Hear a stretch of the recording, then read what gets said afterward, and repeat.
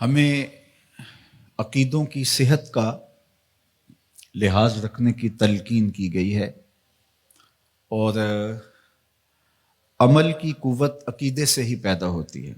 عقیدہ جتنا مضبوط ہو اتنا ہی عمل جاندار ہوتا ہے، اور ہمارے بنیادی عقائد ان کے ساتھ ہمیں جڑا رہنے کی تلقین کی گئی ہے۔ اللہ کے محبوب علیہ الصلاۃ والسلام نے ہمیں بڑی تاکید کے ساتھ اپنی سنت پر قائم رہنے کی تلقین ارشاد فرمائی، اور خلفائے راشدین کی سنت پر، ان کے طریقے پر قائم رہنے کی تلقین ارشاد فرمائی۔ قرآن و حدیث سے جو اخذ شدہ عقائد ہیں وہی ہماری بنیاد ہیں، اور ان کے اندر کوئی تبدیلی نہیں ہے۔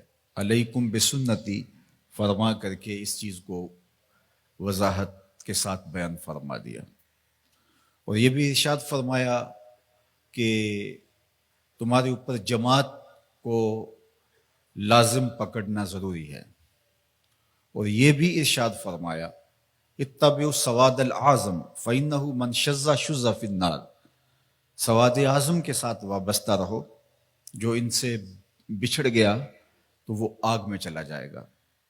اس لیے کہ مسلمانوں کی جماعت کے ساتھ جڑنے میں ہی عافیت ہے، الگ راستہ اختیار کرنے سے یقیناً انسان نقصان میں جا گرتا ہے۔ جیڑی بکری اجڑوں وچھڑی او بگیاڑاں جوگی، تو جماعت کے ساتھ وابستگی اختیار کرنے میں ہی عافیت ہے۔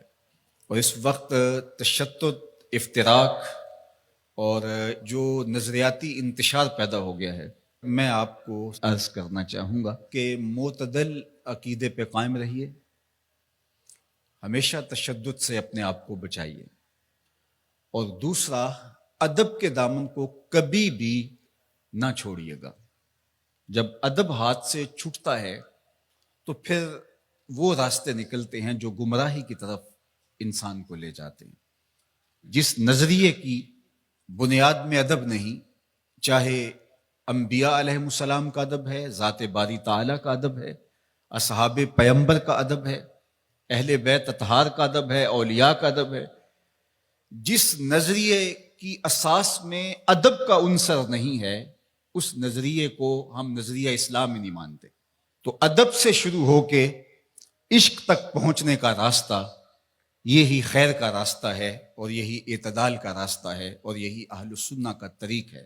دین سراپا سوختن اندر طلب، انتہائش عشق و آغازش ادب، طلب محبوب میں تڑپنے کا نام دین ہے۔